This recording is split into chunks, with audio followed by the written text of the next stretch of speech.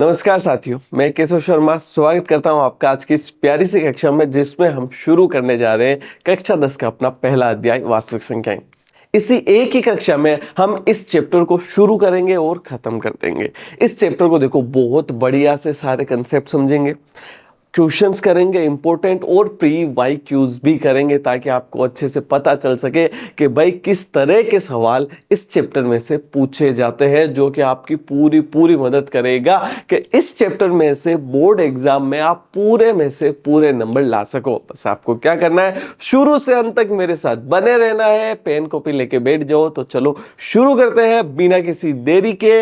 वास्तविक संख्याएं, तो सबसे पहले हम क्यों ना संख्याओं के बारे में जान लेते हैं। अब जब संख्याओं की बात करते हैं तो सबसे पहले प्रकार की संख्या जो हमने पढ़ी होती है वो कौन सी है? बिल्कुल, प्राकृत संख्याएं, नेचुरल नंबर। तो प्राकृत संख्याएं जिन्हें इंग्लिश में नेचुरल नंबर कहा जाता है, जिसे कैपिटल एन से, किससे?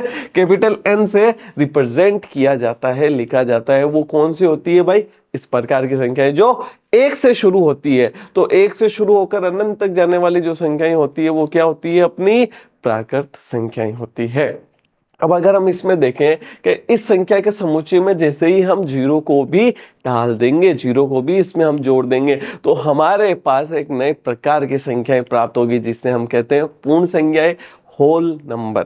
ठीक है, जिसे हम कैपिटल W से रिप्रेजेंट करते हैं। ये क्या हो जाएगी कि भाई ये जो प्राकृत संख्या है ना, 1 2 3 4 5 और अनंत तक जा रही है, इसमें एक जीरो को और ऐड करना है बस। तो जैसे ही हम यहाँ पे एक जीरो को और ऐड करते हैं तो 0 1 2 3 और इस तरह अनंत तक जा रही है ये संख्या है। और जो ये नया समुच्चय हमें संख्याओं का प्राप्त हुआ, ये होता है पूर्ण संख्याएं। अब इसमें अगर हम देखें तो हमारे पास ऋणात्मक संख्याएं नहीं है। तो जैसे ही पूर्ण संख्याओं में हम ऋणात्मक संख्याएं जोड़ते हैं तो हमारे पास क्या आ जाएगा? यहाँ पे पूर्णांक संख्याएं, जिन्हें हम आई या फिर जेड से बताते हैं। किससे बताते हैं? या भाई आई या फिर जेड से रिप्रेजेंट करते हैं। इनमें क्या होगा कि ये जो पूर्ण संख्या है ना, जो कि जीरो से शुरू हो रही थी और अनंत तक जा रही थी, इनमें ऋणात्मक संख्याएं भी जुड़ जाएगी। यानी कि कुछ इस प्रकार से कि 0 1 2 3 4 अनंत तक तो जा रही है, इसके अलावा यहाँ पे ऋणात्मक संख्याएं -1 -2 -3 और इस प्रकार की संख्याएं भी जुड़ गई। ये समझ में आ गया? पूर्णांक तीसरे प्रकार की जो हमारी है, जिसे हम इंग्लिश में इंटीजर कहते हैं। अब यहाँ पे चौथे प्रकार की संख्या की बात करते हैं, परिमेय संख्याएं, जिन्हें क्यू से लिखा जाता है, रिप्रेजेंट किया जाता है। और भाई इसकी परिभाषा तो अब तक तुम्हें याद हो गई होगी, एकदम रट गई होगी। सही कह रहा हूं ना? क्या होती है, जल्दी से बताओ भाई। इस प्रकार की संख्याएं जिन्हें P/Q के रूप में लिखा जा सकता है। बिल्कुल सही बात है, जिन्हें P/Q के रूप में लिखा जा सकता है। P व Q क्या होती है? पूर्णांक होती है, यानी इंटीजर्स होते हैं। और एक बहुत इंपॉर्टेंट बात क्या है कि भाई साहब, Q जो है ना वो जीरो नहीं होना चाहिए। Q क्या नहीं होना चाहिए? जीरो नहीं होना चाहिए। बिल्कुल सही बात है। यहां जैसे उदाहरण की बात करूं मैं, 1/2, तो 1/2 क्या है? एक परिमेय संख्या है। क्यों परिमेय संख्या है? क्योंकि इसको मैं P/Q के रूप में लिख पा रहा हूं। इसी प्रकार अगर मैं बात करूं -5, क्या -5 एक परिमेय संख्या है क्या? हम कहेंगे बिल्कुल सर, -5 एक परिमेय संख्या है, क्योंकि हम इसको -5/1 लिख सकते हैं। अच्छा, इसी प्रकार अगर मैं बात करूं 0, क्या 0 एक परिमेय संख्या है क्या? हाँ भाई, बताओ 0 एक परिमेय संख्या है? बिल्कुल 0 एक परिमेय संख्या है, क्योंकि हम इसको 0/1 के रूप में लिख सकते हैं। क्या ये बात समझ में आई बढ़िया से? तो ये सारी कौन सी है? परिमेय संख्याएं हैं। तो परिमेय संख्याएं कौन कौन सी होती है, इसके बारे में अगर हम बात करें, देखो जितनी भी पूर्णांक संख्याएं हैं ना, वो सारी परिमेय संख्याएं होगी। यानी कि ये जो हमने पूर्णांक संख्याएं यहाँ पढ़ी है ना, ये सारी पूर्णांक संख्याएं किस में आएगी? परिमेय संख्याएं में। क्यों? क्योंकि हम इनको P/Q के रूप में लिख सकते हैं। अच्छा, तो सारी पूर्णांक संख्याएं परिमेय संख्याएं होगी। उसके बाद में शांत दशमलव संख्याएं। अब ये शांत दशमलव संख्याएं क्या होती है? यानी जो पॉइंट है ना, दशमलव का मतलब क्या हो गया? दशमलव का मतलब बस सीधा सा पॉइंट। तो पॉइंट के बाद जाके रुक जाए। क्या हो जाए?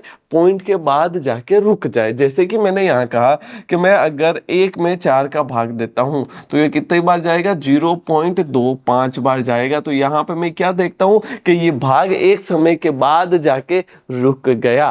तो इसको कहते हैं शांत दशमलव, जो कि जाके रुक गया।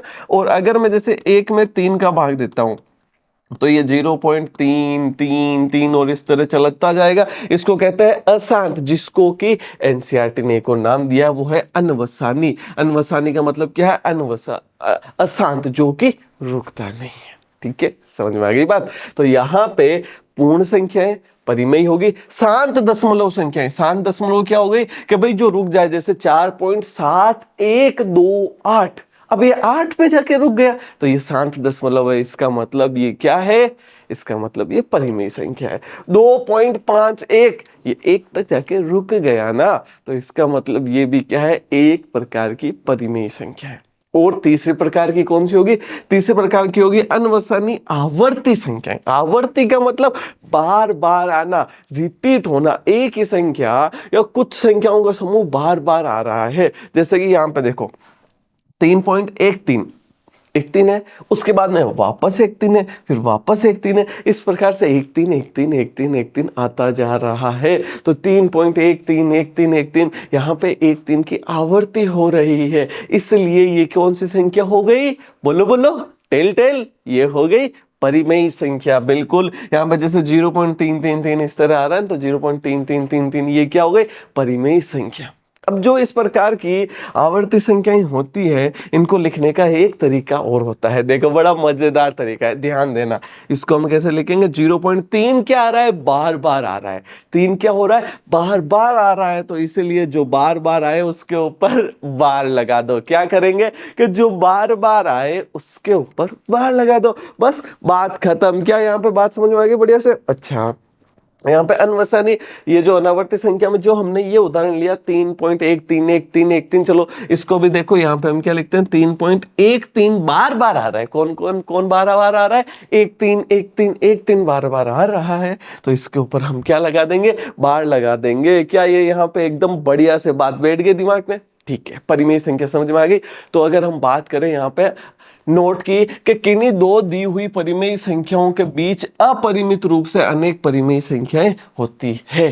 क्या कह रहा है कि दो परिमेय संख्या दे दी तुम्हें, जैसे कि मान लो दे दिया 1 और 2, तुम्हें क्या दे दिया? 1 और 2, कि भाई 1 और 2 के बीच में बताओ कितनी परिमेय संख्या होगी? तो हम कहेंगे किन्हीं दो दी हुई दो परिमेय संख्याओं के बीच में अपरिमित रूप से अनेक, यानी कि अनंत, इनफाइनाइट, बहुत सारी, जब तक है जान तब तक लिखते जाओ, इतनी सारी परिमेय संख्याएं होती है। समझिए मेरी बात को?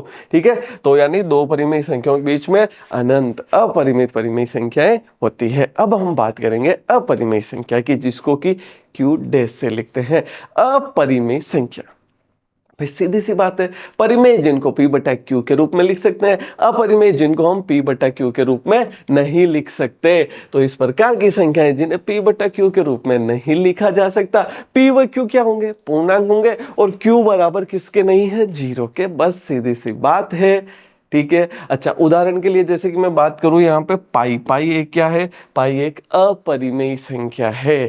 ठीक है, क्योंकि इसको p बटा क्यू के रूप में नहीं लिखा जा सकता। स्क्वायर रूट का 2, स्क्वायर रूट का 3, स्क्वायर रूट का 5, ये इस तरह की ये सारे जो संख्याएं होती है, ये कैसी होती है? अपरिमेय संख्याएं।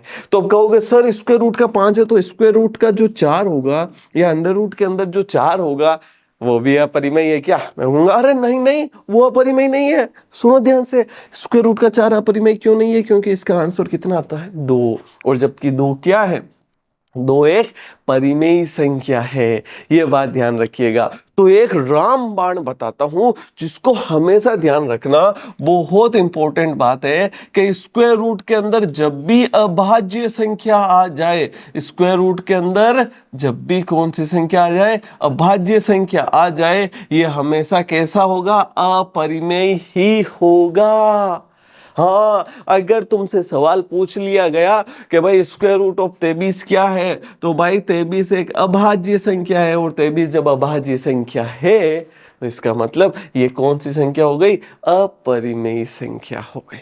ठीक है, यहां तक समझ में आ गया अच्छे से? तो क्या सिर्फ इतना सा नहीं, जैसे परिमेय संख्या में इंपॉर्टेंट था ना, वैसे इसमें भी है कि अनवसानी अनावर्ती संख्याएं जो होती है, ये भी क्या होती है? अपरिमेय।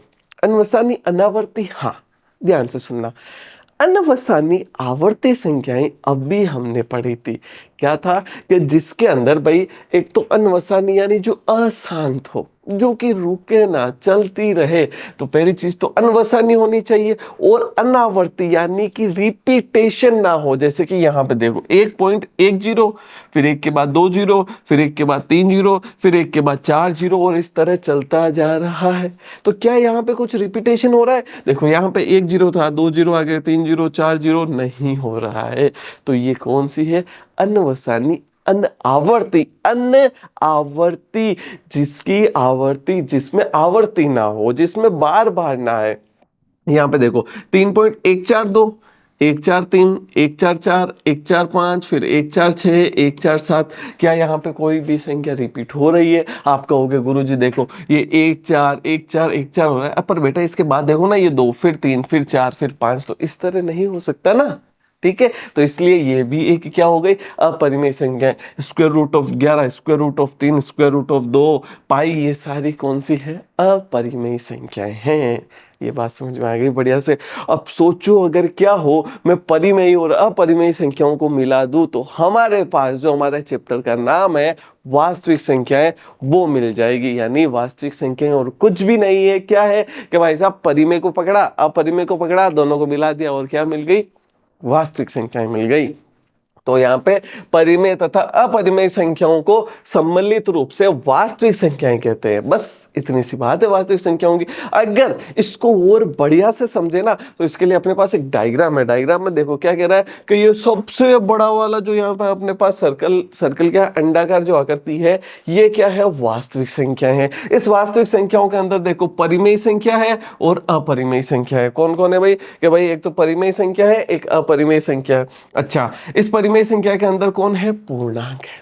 उस पूर्णांक के अंदर पूर्ण है और प्राकृत। तो ध्यान से देखो तो प्राकृत 1 से शुरू होती है, 1 2 3 और इस तरह अनंत तक चलती जाती है। उसमें जैसे ही जीरो जोड़ेंगे, है ना, ये पूर्ण हो जाएगी, 1 2 3 और चलती जाएगी। फिर जैसे ही इसमें ऋणात्मक जोड़ेंगे ना, -3 -2 -1, फिर 0 1 2 3, तो ये पूर्णांक हो जाएगी जैसे ही ऋणात्मक संख्या जोड़ी। और फिर इसके बाद में जैसे ही हम 1/2 5/2 यानी p/q के रूप की संख्याएं जोड़ेंगे, तो हमारे पास परिमेय संख्याएं आ जाएगी। फटाफट से इसका रिवीजन कर लें क्या, कि भाई परिमेय संख्याओं में क्या क्या ध्यान रखना है, कि जितनी भी पूर्णांक होगी ना, जितनी भी पूर्णांक होंगे, वो सारी संख्याएं परिमेय संख्याएं होगी। ठीक है ना, पक्का याद रखना। अभी आगे सवाल आएगा, तुम्हें सवाल का जवाब देना है कि भाई जितनी भी पूर्णांक होगी वो सारी परिमेय संख्याएं होगी, पहली बात। और दूसरी क्या बताई थी? शांत दशमलव। क्या बताई थी?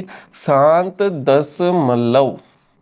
जितनी भी शांत दशमलव संख्याएं होगी वो भी परिमेय होगी। और अनवसानी आवर्ती, कौन सी? अनवसानी आवर्ती संख्या, ये भी सारी कैसी होगी भाई साहब?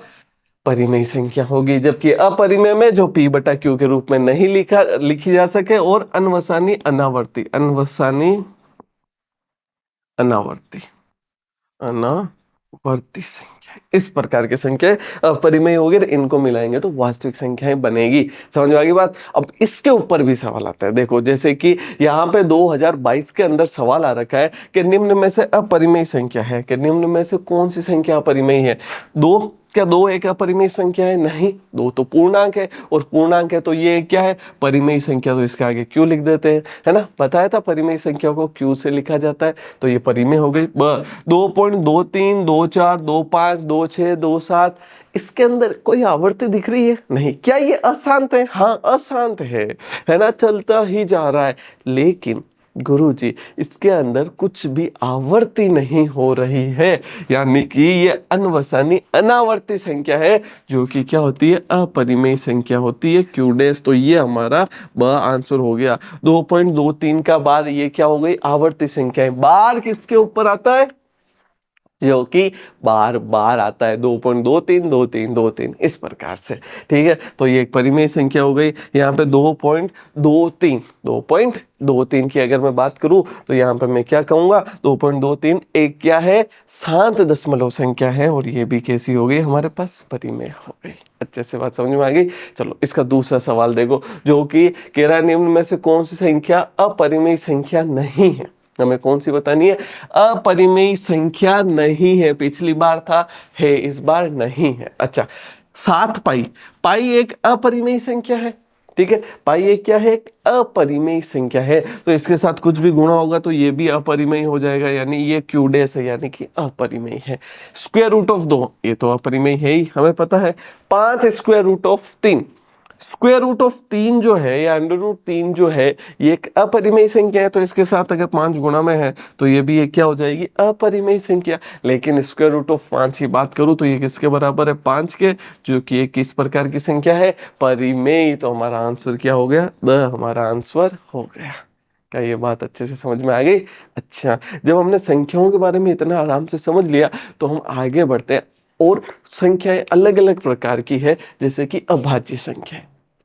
वैसे तो आपने इसके बारे में पढ़ा होगा कि अभाज्य संख्याएं क्या होती है। इस प्रकार की संख्याएं होती है जिसमें स्वयं और एक के अलावा किसी और का भाग ना जाए, या फिर मैं इसको बहुत आसानी से बताऊं, बहुत आसानी से, कि भाई एक का तो जाएगा सब में, छोड़ो, खुद के अलावा किसी और का भाग जाना ही नहीं चाहिए, ठीक है। तो अभाज्य संख्याओं को हम क्या कह सकते हैं कि वे प्राकृत संख्याएं जो एक और स्वयं के अलावा किसी अन्य प्राकृत संख्या से विभाजित नहीं होती, उन्हें अभाज्य संख्या कहते हैं। उदाहरण के लिए 1 से 30 के बीच की अभाज्य संख्या यहाँ लिखी हुई है, जैसे 2, 3, 5, 7, 11, 13, 17, 19, 23, 29। इसके ऊपर भी बात कर लेते हैं, चिंता मत करो।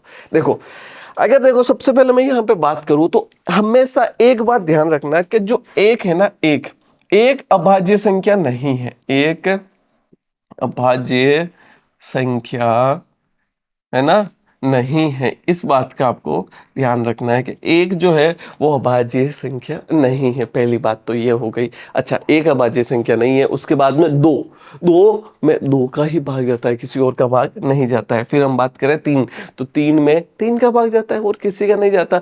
जब से ही अपने पास 4 आता है, 4 में 2 का जाता है और 4 का जाता है, तो 4 के अलावा 2 का और जा रहा है ना, इसका मतलब ये एक अभाज्य संख्या नहीं है।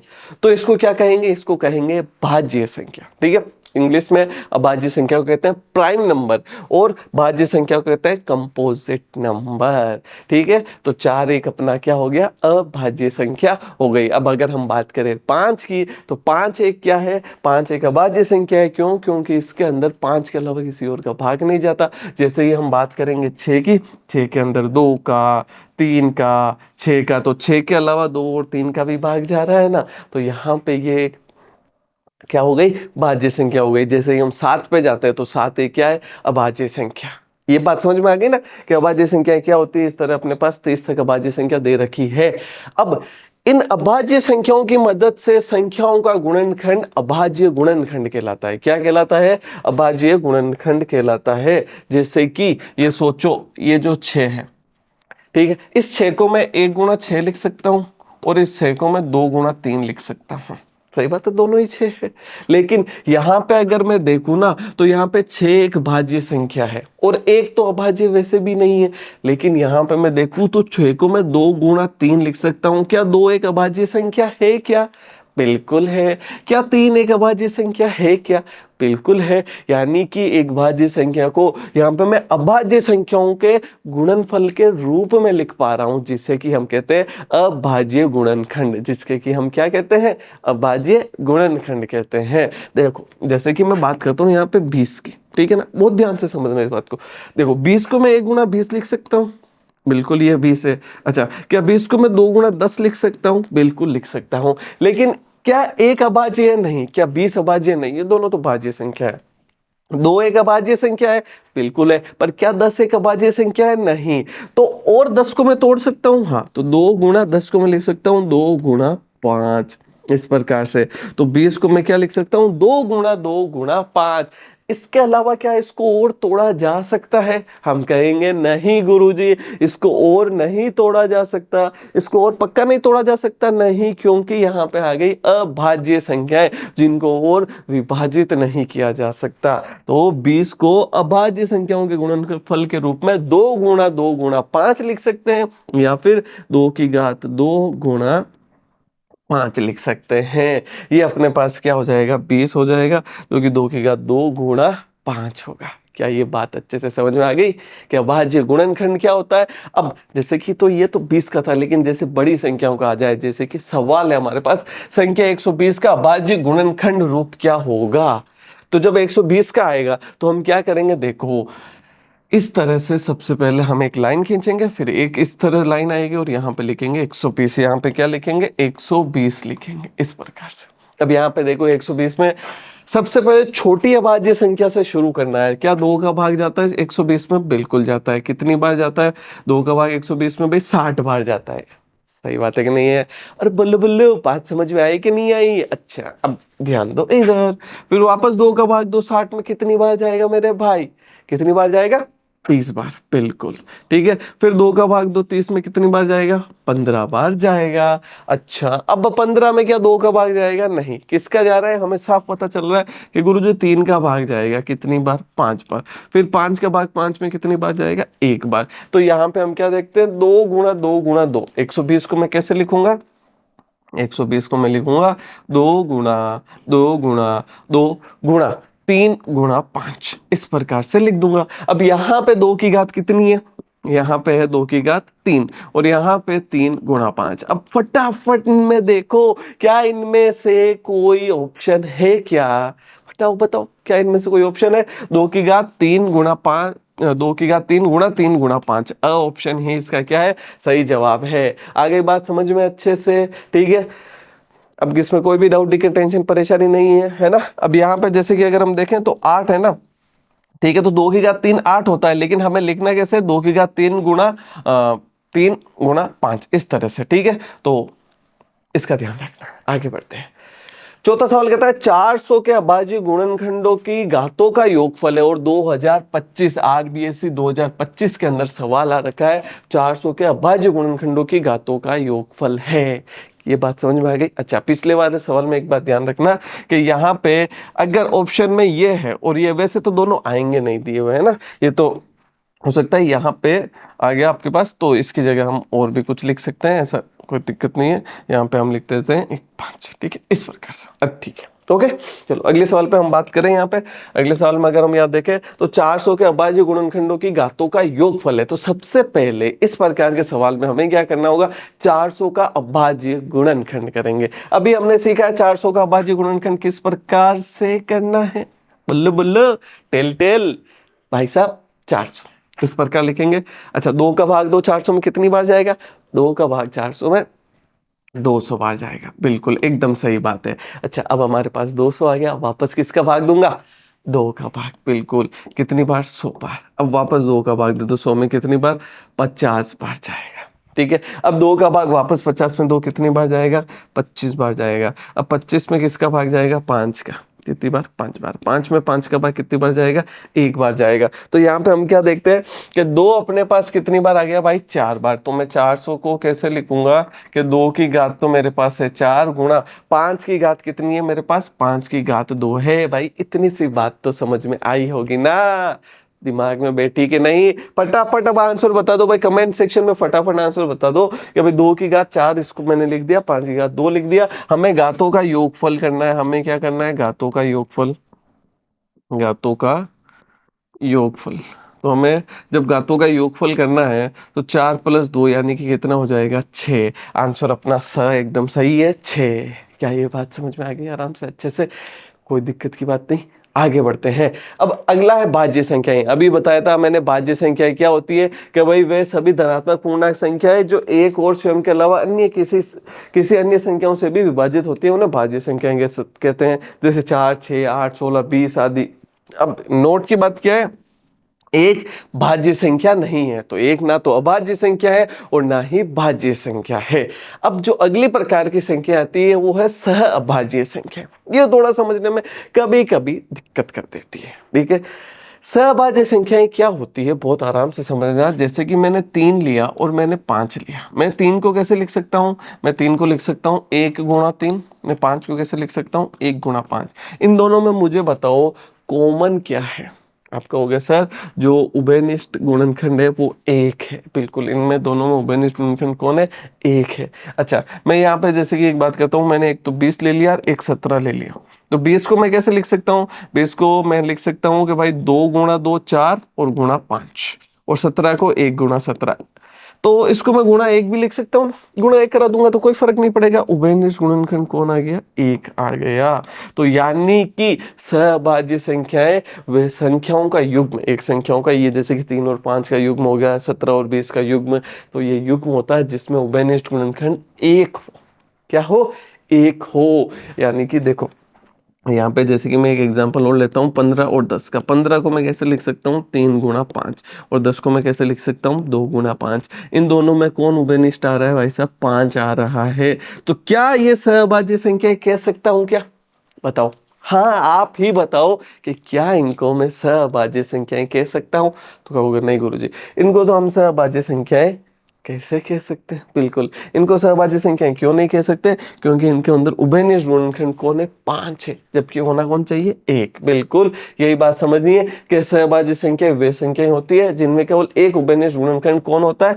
खुद 1 होता है। उदाहरण के लिए 7,8, 12,13, 5,4, तो ये इस प्रकार की जितनी भी संख्याएं वो सारी कौन सी है? सहभाज्य संख्याएं। तो इसका मतलब दो बातें ध्यान रखने की कि जितनी भी अभाज्य संख्याएं हैं, कोई भी दो अभाज्य संख्याओं का ले लो और एक युग्म बना दो, वो हमेशा एक सहअभाज्य संख्या ही देगा।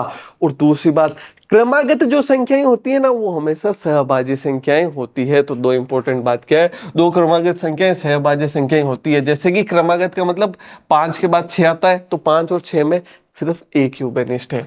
फिर जैसे कि 7 और 8 आता है, 7,8 में कौन है? एक ही उभयनिष्ठ है। दो अभाज्य संख्याएं सदैव सहअभाज्य संख्याएं होती है। समझ में आ गई बढ़िया से? अब जब ये बात अच्छे से समझ में आ गई ना, तो अपने पास क्या है? प्रमेय अपना 1.1 है, जो कि ये अंक गणित की आधारभूत प्रमेय, जो कि क्या है? अंक गणित की आधारभूत प्रमेय। और ये बड़ी इंपॉर्टेंट है। ये क्या कहती है? ये बस इतनी सी बात कहती है, जो हमने पीछे अभाज्य गुणनखंड सीखा था ना, बस ये वो बात कहती है। जैसे कि हमने क्या देखा था कि 20 को हम क्या लिख सकते हैं भाई साहब? 2 गुणा 2 गुणा 5। ठीक है, बस इसी चीज को समझ गए ना, तो भाई ये समझ में आ गई, और कुछ भी नहीं है। ये बस ये कहती है कि कोई भी भाज्य संख्या है ना, उसको अभाज्य संख्याओं के गुणनफल के रूप में लिखा जा सकता है। क्या समझ में आया? कि जो भाज्य संख्या है उसको अभाज्य संख्याओं के गुणनफल के रूप में लिखा जा सकता है, और ये जो गुणनफल है वो हमेशा अद्वितीय होगा। यानी कि इसको बस इसी प्रकार से लिखा जा सकता है, और कोई अभाज्य संख्याएं लेकर या घातों को चेंज करके नहीं लिखा जा सकता। बस इतनी सी बात कहता है। जैसे कि मुझे 100 को लिखना है, तो 100 का अभाज्य गुणनखंड करूंगा मैं, तो यहाँ पे कितनी बार जाएगा भाई? 2 का भाग 50 बार, 2 का भाग 50 में दूंगा, 25 आएगा।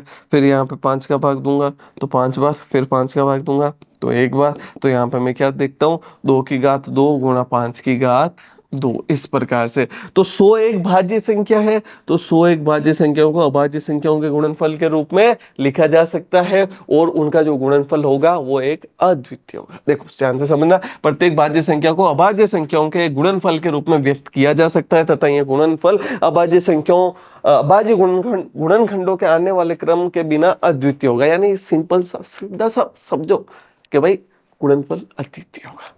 ठीक है, अब इसी के ऊपर क्या है कि जो इनके अनुप्रयोग है ना, इनमें दो चीजें आती है, HCF और LCM।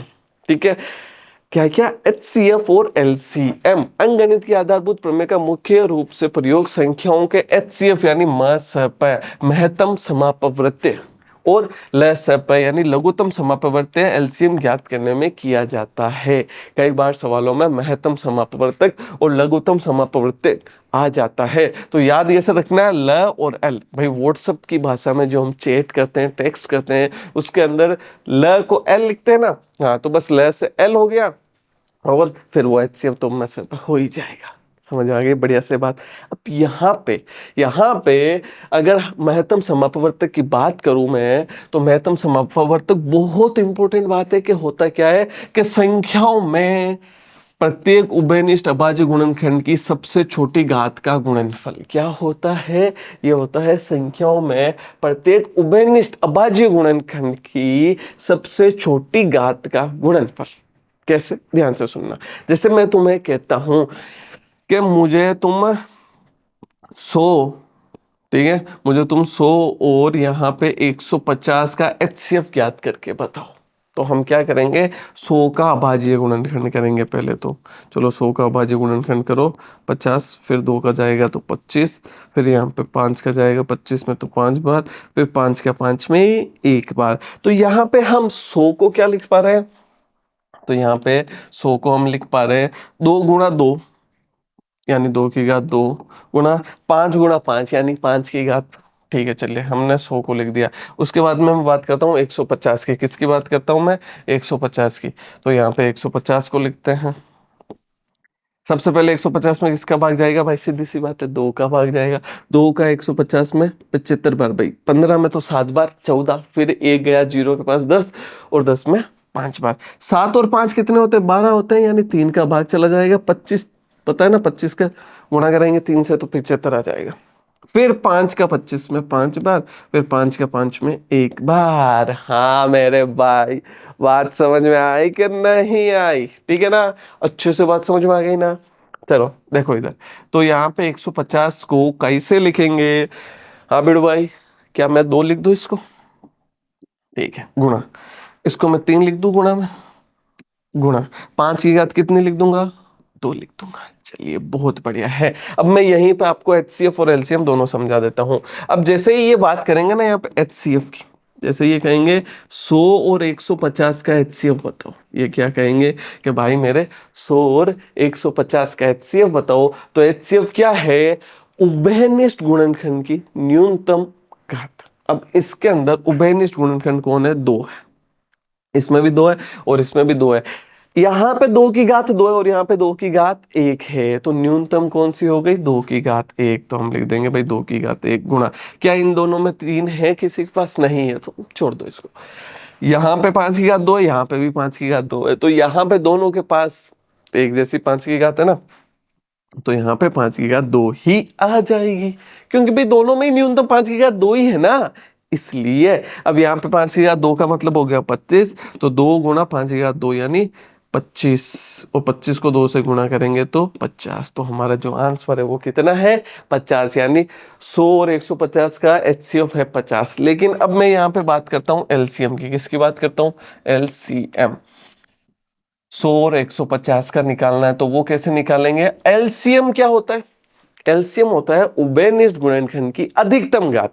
भाई एचसीएफ तो क्या हो गया, एचसीएफ तो हो गया न्यूनतम घात, एलसीएम हो गया अधिकतम घात, बस। तो यहां पे अगर मैं बात करूं एलसीएम की, तो अधिकतम घात देखो, 2 की अधिकतम घात कितनी हो जाएगी, 2 की अधिकतम घात 2 हो जाएगी, गुणा यहाँ पे 3।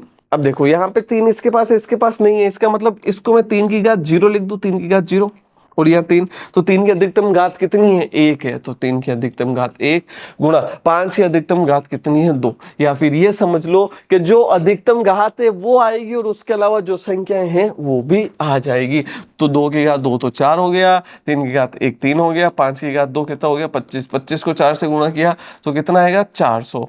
25 को 4 से गुणा करेंगे तो आएगा 100, कितना आएगा 100, और इसको 3 से गुणा किया तो आ गया 300, यानी एलसीएम कितना हो गया भाई साहब, 300 हो गया। इस तरह से। तो अगर मैं एलसीएम की बात करूं लघुत्तम समअपवर्तीय, तो संख्याओं में संबद्ध प्रत्येक अभाज्य गुणनखंड की सबसे बड़ी घात का गुणनफल क्या होता है, एलसीएम होता है। ठीक है, समझ में आ गई। चलो अब सवाल पे चलते हैं, उससे पहले एक अपने पास फॉर्मूला और है उसको और देख लेते हैं कि किन्हीं दो धनात्मक पूर्णांक ए और बी के लिए। बहुत सिंपल सा है, बहुत इंपॉर्टेंट फॉर्मूला है कि ए और बी दो धनात्मक पूर्णांक है, उनके लिए इन दोनों का एचसीएफ और एलसीएम का गुणा दोनों संख्याओं के गुणा के बराबर होता है। कैसे, देखो यहीं पे समझ लेते हैं, पीछे ही हमने दो संख्याएं ली 100 और 150। अब इन दोनों का गुणा कराते हैं, यहाँ पे 100 का और 150 का गुणा करो तो भाई कितना हो जाएगा, 1 2 3। तो यहाँ पे अपने पास कितने आ गए, 1 2 और 3 जीरो आ गए। ठीक है, ये आ गया अपने पास 100 और 150 का। ठीक है, अब यहाँ पे हमने संख्याओं का गुणा करा दिया, ये तो ए इंटू बी हो गया। अब इनके एलसीएम और एचसीएफ का गुणा करवा देते हैं। एलसीएम अपने पास कितना आया, एलसीएम आ गया अपने पास 300। अच्छा, एचसीएफ कितना आया अपने पास, एचसीएफ आ गया अपने पास 50। तो यहाँ पे 5 को 3 से गुणा कराएंगे तो 15, और यहाँ पे कितने 0 3। देखो दोनों बराबर आए कि नहीं आए। हाँ, तो बस ये बात ध्यान रखनी है कि एचसीएफ और एलसीएम होता है उन दोनों का दो संख्याओं के एचसीएफ और एलसीएम का गुणा उन दोनों संख्याओं के गुणनफल के बराबर होता है। चलिए करते हैं फटाफट सवाल। सवाल कहता है 72 और 120 का मसप है यानी एचसीएफ होगा। भाई सीधी सी बात है, 72 और 120 का ज्ञात करना है तो सबसे पहले क्या करेंगे, सबसे पहले इनका भाज्य गुणनखंड निकालेंगे। तो 2 का 72 के अंदर देंगे तो कितनी बार जाएगा, 36 बार। फिर 2 का 36 में देंगे तो 18 बार। फिर 2 का 18 में कितनी बार जाएगा, 9 बार। फिर 3 का 9 में 3 बार। फिर 3 का 3 में 1 बार।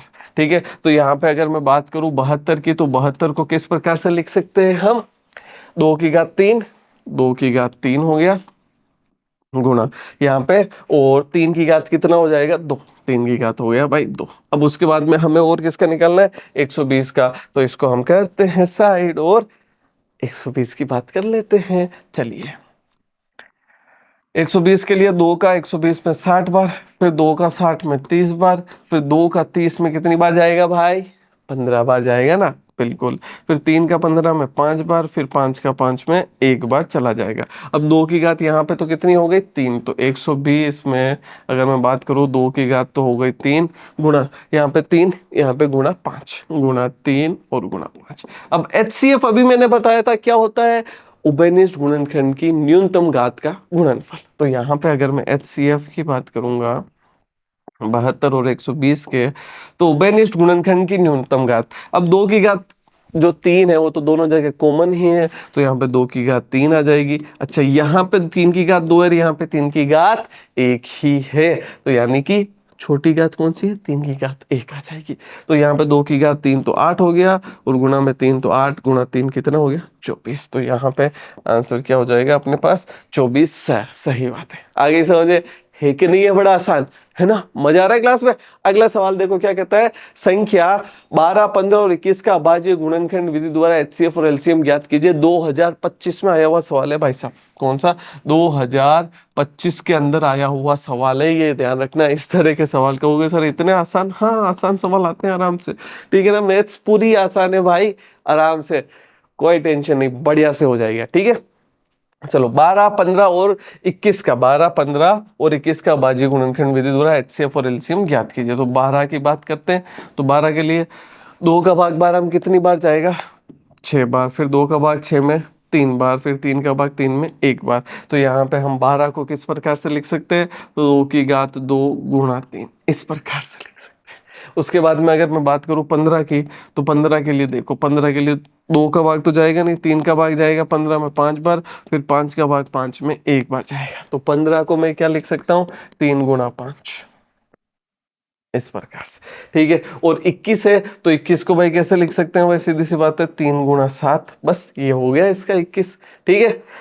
21 को ऐसे लिख सकते हैं ना भाई, 3 गुणा 7 21 होता है, ठीक है। और इसको हम यहाँ पे दिखा देंगे कि भाई 21 का हमने कैसे किया, ये 21 है, इसका 3 में जाएगा भाग 7 बार, 7 का 7 में 1 बार। अब हम सबसे पहले बात करते हैं एचसीएफ की। देखो लिखना कैसे है ये इंपॉर्टेंट है, इस तरह इस प्रकार इसको लिखना है कि भाई एचसीएफ क्या होता है, उभयनिष्ठ गुणनखंड की न्यूनतम घात। उभयनिष्ठ कौन है, देखो यहाँ पे अपने पास 3 है, यहाँ पे 3 है, यहाँ पे 3 है, यहाँ पे भी 3 है, और 3 की न्यूनतम घात कितनी, 1। तो यानी एचसीएफ तो हो गया 3 की घात 1 यानी कि 3। अच्छा अगर मैं बात करूं एलसीएम की, 12, 15 और 21 का एलसीएम, तो क्या हो जाएगा, उभयनिष्ठ गुणनखंड की अधिकतम घात। उभयनिष्ठ कौन है, 3, 3 की अधिकतम घात भी 1 है। फिर बचा कौन, 3 की 2 की घात 2 ले लो, बचा कौन 5, इसको भी ले लो, बचा कौन 7, इसको भी ले लो, ठीक है। जो जो बच गए उन सबको भी लेना है। तो यहाँ पे 3 गुणा 2 की घात 2 4 गुणा यहाँ पे 5 और गुणा यहाँ पे कितना हो गया 7। 5 को 4 से गुणा किया तो 20, ठीक है। 20 को 3 से गुणा करो तो कितना हो गया 60। तो 60 गुणा 7 और 7 को 6 से गुणा करोगे तो 42 यानी 420। एलसीएम कितना आ गया इसका, 420 आ गया। समझ गए आराम से बात, कोई दिक्कत नहीं है।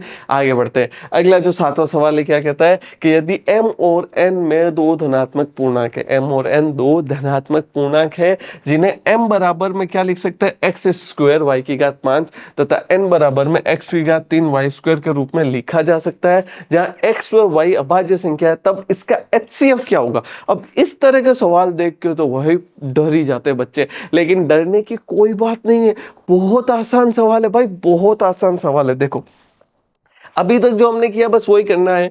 m हमारे पास कितना है, m है एक्स स्क्वायर वाई की घात 5। n कितना है, n हमारे पास है x की घात 3 वाई स्क्वायर। अब हमें इसका क्या निकालना है, H C F m comma n का।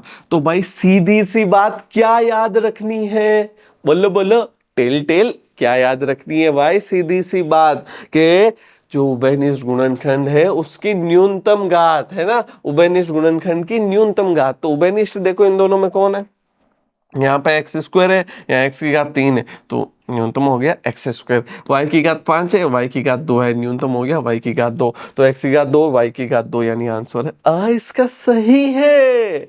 अरे बोलो बोलो उड़ाना सांगुन का समझ आ गया ना बात। अरे हाँ ना बोल मेरे भाई, अगले सवाल पे चला जाए। दो संख्याओं का महत्तम समापवर्तक, महत्तम समापवर्तक बोले तो HCF, HCF 27 है तथा उनका लघुत्तम समापवर्ती, लघुत्तम समापवर्ती यानी LCM, LCM 162 है। यदि एक संख्या 54 है तो दूसरी संख्या है, कितना आसान सा सवाल है भाई। HCF दे रखा है, ठीक है, HCF तुम्हें कितना दे रखा है 27। चलो एलसीएम तुम्हें कितना दे रखा है, एलसीएम दे रखा है 162। तुम्हें कह दिया पहली जो संख्या है वो कितनी है 54 है, दूसरी संख्या तुम्हें क्या करनी है ज्ञात करनी है। तो हम लगाएंगे सीधा सूत्र, हम लिखेंगे HCF गुणा LCM बराबर A गुणा B। ये लो मेरे भाई, बात समझ में आई कि नहीं आई, ठीक है हाँ ना बोल, ठीक है। चलो HCF 27 हो गया, LCM 162 हो गया, ए की जगह 54 आ गया और बी का बी है। 27 का 54 में 2 बार भाग जाएगा, 2 का 162 में तो 16 में 8 बार और 1 2 में 1 बार, तो हो जाएगा 81। तो यहाँ से b की वैल्यू कितनी हो गई, 81 हो गई। ये लो बहुत ही बढ़िया, समझ में आ गई बात। चलो आगे बढ़ते हैं अगले सवाल में कि 96 और 152 का HCF ज्ञात कीजिए। तुम्हारे लिए होमवर्क है, इसको फटाफट तुम्हें करना है और कमेंट सेक्शन में आंसर बताना है। आगे क्या कहता है, यदि x बराबर 2 की घात 3 गुणा 3 की घात 2 तथा y बराबर 2 की घात 2 गुणा 3 की घात 2 है तो x और y का LCM ज्ञात कीजिए। 2024 का सवाल है, ये तो बहुत आसान हो गया ना। सच्ची सच्ची बताओ, इस तरह के कितने सवाल कर लिए हमने, है ना, दिक्कत है ही नहीं। कह रहा है x बराबर है 2 की घात 3 गुणा 3 की घात 2, y बराबर है 2 की घात 2 गुणा 3 की घात 2। हमें ज्ञात करना है LCM x, y का। तो LCM क्या होता है, उभयनिष्ठ गुणनखंड की अधिकतम घात। हाँ दिमाग में तो हाथ घंटी बजनी चाहिए। उभयनिष्ठ गुणनखंड की अधिकतम घात, अधिकतम यानी 2 की घात 3 और 2 की घात 2 और 2 की घात 3 में से 2 की घात 3 आ जाएगी और यहाँ पे 3 की घात 2 है। 2 की घात 3 8 होता है, 3 की घात 2 9 हो जाएगा और ये कितना हो जाएगा 72। ये लो एलसीएम कितना आ गया 72। सर ये तो बच्चों वाले सवाल है ना। हाँ भाई ऐसे ही सवाल आएंगे, टेंशन मत लो, सब बढ़िया समझ में आ रहा है। HCF 306 और 657 का 9 दिया है, तब LCM ज्ञात कीजिए 306 और 657 का। देख लो अब आसान है ना सवाल, कितना आसान सवाल है कि भाई हमें ये पता है कि HCF of A comma B गुणा LCM of A comma B ये किसके बराबर होता है, A गुणा B के बराबर है। इतना तो हम जानते हैं ना कि नहीं जानते भाई। अगर इतना हमें पता है तो यहाँ पे हम क्या लिखेंगे कि HCF ऑफ 306 कोमा 657 है, वो दे रखा है 9। LCM 306 और 657 का है, वो हमें ज्ञात करना है। तो HCF ऑफ 306 गुणा 657 गुणा LCM ऑफ 306 गुणा 657 जो है वो किसके बराबर होगा, 306 गुणा 657। सही बात है। HCF कितना आ जाएगा, इसका HCF आ जाएगा 9, LCM तो हमें ज्ञात करना है बराबर 306 गुणा 657। गुणा का 9 इधर जाएगा तो भागे के अंदर, तो LCM आ जाएगा अपने पास 306 गुणा 657 बट्टे 9। ठीक है, 9 का भाग दे दो भाई, यहाँ पे 9 का भाग कितनी बात, 9 7 63 और 9 3 27। बस अब इन दोनों को गुणा करवा लेना, गुणा करवाते ही तुम्हारे पास क्या आ जाएगा, इसका आंसर आ जाएगा। ठीक है, मुझे तो लगता है तुम में से कई बच्चों को आंसर याद भी होगा। अरे है कि नहीं है। चलो आगे बढ़ते हैं। अगला सवाल यह कहता है 12वां, यदि दो संख्याओं का गुणनफल 525 है, उनका महत्तम समापवर्तक यानी HCF 5 है, तो उनका लघुत्तम समापवर्तक यानी LCM ज्ञात कीजिए। भाई ये तो बहुत ही आसान सवाल है, 2018 का सवाल है। देखो कितना आसान सवाल है। गुणनफल तुम्हें दे दिया, ठीक है। गुणनफल क्या है भाई साहब, 525 है। अच्छा, महत्तम समापवर्तक क्या है, HCF। HCF जो है वो 5 है। LCM ज्ञात करना है। तो भाई सीधी सी बात है, HCF गुणा LCM बराबर दोनों संख्याओं का गुणा, बराबर दोनों संख्याओं का गुणा। सीधी सी बात, सही बात है कि नहीं है, ये बताओ। HCF गुणा LCM बराबर किसके है, दोनों संख्याओं के गुणा के। तो अब HCF अपने पास 5 दे रखा है, LCM अपने पास निकालना है, और दोनों संख्याओं का गुणा 525 है। तो भाई 5 का भाग दे के निकाल लोगे ना, ये तो बहुत आसान सा हो गया। अब चलो फटाफट कमेंट सेक्शन में आंसर बता देना। अगले सवाल पे चलते हैं कि किसी खेल के मैदान के चारों ओर एक वृत्ताकार पथ है, इस मैदान का एक चक्कर लगाने में सोनिया को 18 मिनट लगते हैं। सोनिया को कितने मिनट लगते हैं भाई साहब, 18 मिनट। एक पार्क है, इस पार्क के चारों ओर चक्कर लगा रहे हैं, एक तो कौन है, सोनिया है, ठीक है। सोनिया सोनिया को 18 मिनट लगते हैं, जबकि इसी मैदान का एक चक्कर लगाने में रवि को 12 मिनट लगते हैं। अब एक यहाँ पे रवि भाई साहब हो रही है, जब इस पार्क का चक्कर लगाते हैं तो इन्हें कितने लगते हैं, 12 मिनट। सोनिया को 18 मिनट लग जाते हैं, रवि को 12 मिनट लग जाते हैं, ठीक है। वे दोनों एक ही स्थान से एक ही समय पर चलना प्रारंभ करके एक ही दिशा में चलते हैं। कितने समय बाद वे पुनः प्रारंभिक स्थान पर मिलेंगे, हमें ये बताना है। कितने टाइम बाद भाई साहब ये पुनः प्रारंभिक स्थान पे मिलेंगे। तो भाई साहब कुछ नहीं है, सबसे पहले इन दोनों का क्या निकालो, 18 और 12 का अभाज्य गुणनखंड। भाई 18 का अभाज्य गुणनखंड क्या होगा, ठीक है। देखो दिमाग में हाथों हाथ घंटी बजनी चाहिए कि अभाज्य गुणनखंड निकालो। पहले यहाँ पे हो जाएगा इसका 3 और इसका 3 और 3 का 3 में एक बार। तो 18 को कैसे लिखूंगा, 2 गुणा 3 की घात 2। सीधे सी बात, बात खत्म। चलो 12 का निकालो फटाफट। 12 का क्या करेंगे, 2 का भाग देंगे 6 बार, फिर 2 का भाग देंगे 3 बार, फिर 3 का भाग 3 में एक बार। तो यहाँ पे 12 का मैं क्या लिखूंगा, 2 की घात 2 गुणा 3, इस प्रकार से। अब इनका एलसीएम देख लो, सीधी सी बात है कि भाई साहब एलसीएम, इनका जो एलसीएम होगा वो इसका आंसर होगा। तो एलसीएम क्या हो जाएगा, 18 और 12 का एलसीएम क्या कहेंगे, बताओ बताओ। अधिकतम घात को, उभयनिष्ठ गुणनखंड की अधिकतम घात तो 2 की अधिकतम घात तो 2 है, और 3 की अधिकतम घात कितनी है, वो भी 2 है। तो यहाँ पे कितना हो गया, 2 की घात 2 तो हो गया 4, और 3 की घात 2 हो गया 9, 9 चौके 36 मिनट। कितना मिनट लगेगा भाई साहब उनको वापस मिलने में, 36 मिनट लगेगा। समझ में आई कि नहीं आई बात, बढ़िया से समझ में आ गई ना। चलो आगे बढ़ते हैं। अब प्रमेय 1.2 बड़ा आसान है और बहुत ही इंपॉर्टेंट, क्योंकि ये हमारी मदद करेगा उन सवालों को करने में जो कि 100% हर साल आते हैं। क्या कह रहा है प्रमेय, कि मान लीजिए कि P एक अभाज्य संख्या है, कि भाई मान लो P एक क्या है, अभाज्य संख्या है। यदि P a स्क्वायर को विभाजित करती है, यदि P क्या करती है, a स्क्वायर को विभाजित करती है, तो P a को भी विभाजित करेगी, जहां a धनात्मक पूर्णांक है। अब इसको मैं समझाता हूं क्या कहना चाह रहा है। P एक अभाज्य संख्या है, कोई भी एक अभाज्य संख्या ले लो, ठीक है। तो मैंने कह दिया एक अभाज्य संख्या ले ली मैंने 5। अब ये कहता है P a स्क्वायर को विभाजित करती है, P एक a स्क्वायर को विभाजित करती है। जैसे कि लेट सपोज a अगर 25 है तो a का स्क्वायर कितना होगा, 625, इस प्रकार, ठीक है। तो ये कह रहा है P a को, यानी ये हमने P मान लिया, तो P a को क्या, P 625 को भाग करती है यानी विभाजित करती है, बिल्कुल भाग जाता है। कितनी बार जाएगा, एक बार यहाँ पे और 2 बार, फिर 5 बार, 125 बार। तो P a स्क्वायर को विभाजित करती है तो P a को भी विभाजित करेगी। तो P क्या a को भी विभाजित करेगी, बिल्कुल P a को भी विभाजित करेगी, यानी 25 को भी विभाजित करेगी 5 बार, ठीक है। सीधी सी बात है, अगर कोई अभाज्य संख्या है वो किसी के स्क्वायर को विभाजित करती है ना, P एक अभाज्य संख्या है और वो अगर किसी धनात्मक पूर्णांक के स्क्वायर को विभाजित करती है तो यानी वो उसको भी विभाजित करेगी, कहने का ये मतलब है, ठीक है। अब ये काम कैसे आएगा, इस चीज को बहुत ध्यान से समझना, और ये काम आएगा हमारे सवाल में। देखो सवाल यहाँ पे क्या कहता है, सवाल कह रहा है सिद्ध कीजिए कि √5 एक अपरिमेय संख्या है। बड़ा शानदार सवाल है। देखो सवालों को कैसे करना है, सुनना ध्यान से। हल, हल में हम यहाँ पे देखो क्या करेंगे। सबसे पहले इस प्रकार के सवाल में √2, √3, √5, √7, √11 इस प्रकार के सवाल आते हैं, उसमें सेम चीज चलेगी। सबसे पहले कह दिया, माना कि भाई √5 एक परिमेय संख्या है। इसने कह दिया कि इसको सिद्ध करना है कि अपरिमेय है, तो हम इसको परिमेय मानेंगे। परिमेय के सारे जो अपने पास रूल्स है उनको लगाएंगे, और फिर वो रूल्स को फॉलो नहीं करेंगे तो हम कह देंगे ये क्यों फॉलो नहीं कर रहा है, क्योंकि भाई ये परिमेय है ही नहीं, इसलिए फॉलो नहीं कर रहा है, यानी कि ये अपरिमेय है। समझ गए बात? चलो सवाल को करते हैं। ठीक है, तो यहां पर मैं क्या कहूंगा कि माना कि √5 एक परिमेय संख्या है। एक किस प्रकार की संख्या है? परिमेय संख्या है।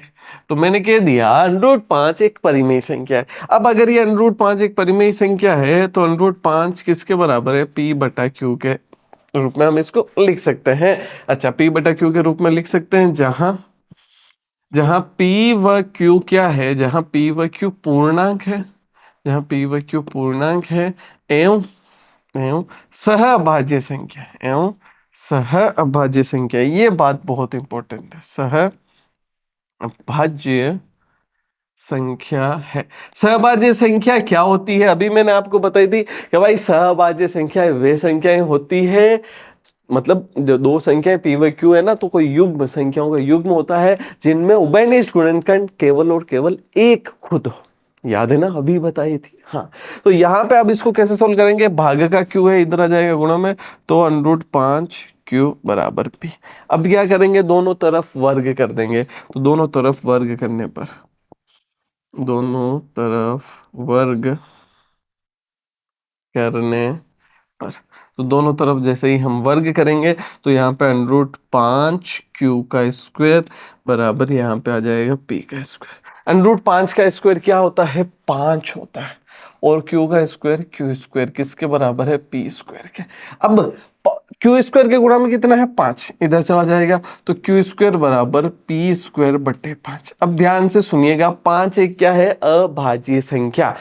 5 P स्क्वायर को विभाजित करता है तो 5 P को भी विभाजित करेगा। यहां पे देखो कि मान लीजिए P एक अभाज्य संख्या है, P कौन सी हो गई? P देखो 5 एक अभाज्य संख्या है। अगर P A स्क्वायर को विभाजित कर रहा है, यानी 5 P स्क्वायर को विभाजित कर रहा है, तो 5 P को भी करेगा। तो यहाँ पे हम क्या लिखेंगे कि प्रमेय 1.2 से 1.2 से इसको हम समीकरण नंबर 1 नाम दे देते हैं। हम यहाँ कह देते हैं प्रमेय 1.2 से 5 P स्क्वायर को विभाजित करता है, को विभाजित करता है, तो 5 P को भी, तो 5 P को भी विभाजित विभाजित करेगा। अच्छा, ये बात समझ में आई कि नहीं आई? कि भाई 5 अगर P को विभाजित करता है, तो 5 अगर P स्क्वायर को विभाजित करता है, तो 5 P को भी क्या करेगा? विभाजित। यानी ये जो P होगा ना, P, ठीक है, वो 5 का कोई ना कोई गुणनफल। ध्यान से सुनना कि 5 अगर P को विभाजित कर रहा है तो P क्या होगा? 5, 10, 15, 20, 25, 30, 35, 40, यानी 5 का कोई ना कोई गुणनफल होगा। तो P बराबर मैंने यहाँ लिख दिया 5R, ये समीकरण नंबर 2 दे दिया, और यहां से P का मान उठाकर समीकरण 1 में रख दूंगा। तो लिख दूंगा P का मान समीकरण 1 में रखने पर, 1 में रखने पर, चलो यहाँ पे मैं क्या करता हूँ? P का मान समीकरण 1 में जैसे ही रखता हूँ, Q स्क्वायर बराबर P स्क्वायर यानी 5R का स्क्वायर बटे 5।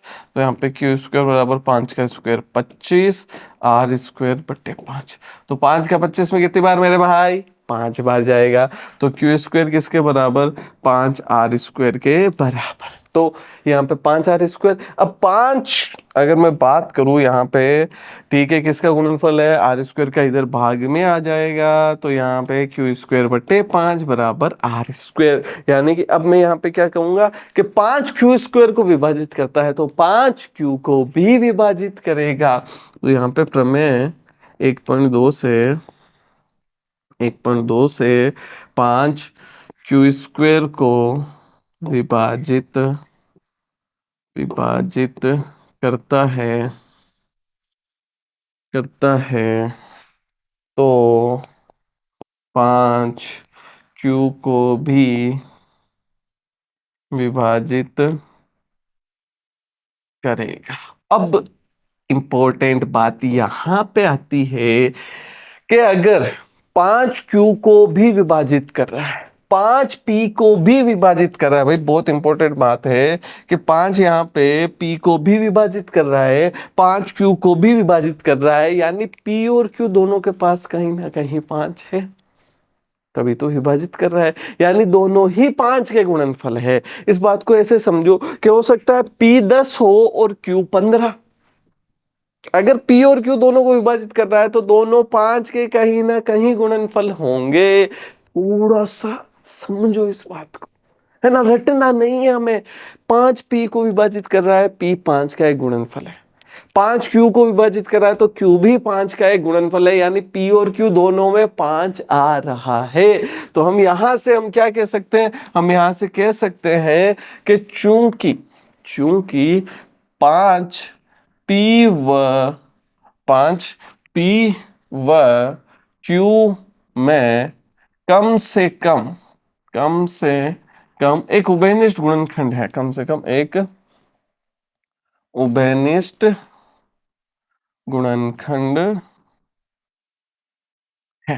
ठीक है, 5 क्या है, कम से कम एक उभयनिष्ठ गुणनखंड है, यानी हो सकता है 5 से और भी कोई संख्या हो, लेकिन हमें 5 के बारे में पता है कि 5 कम से कम एक उभयनिष्ठ गुणनखंड है। भाई साहब, अगर 5 इनका कम से कम एक उभयनिष्ठ गुणनखंड है, ठीक है, कम से कम उभयनिष्ठ गुणनखंड है इनका, तो ये यहाँ पे एक बात है जो हमने कही थी कि पी व क्यू सहभाज्य संख्या है, यानी कि ये सहभाज्य संख्या कब होती, जब पी व क्यू में उभयनिष्ठ गुणनखंड केवल एक होता है। यहाँ पे तो 5 है, चूंकि 5 पी व क्यू में कम से कम एक उभयनिष्ठ गुणनखंड है, इसलिए ठीक है, ये क्या हो रहा है, यह विरोधाभास है तथ्य का, यह इसलिए यह विरोधाभास विरोधाभास है तथ्य का कि कि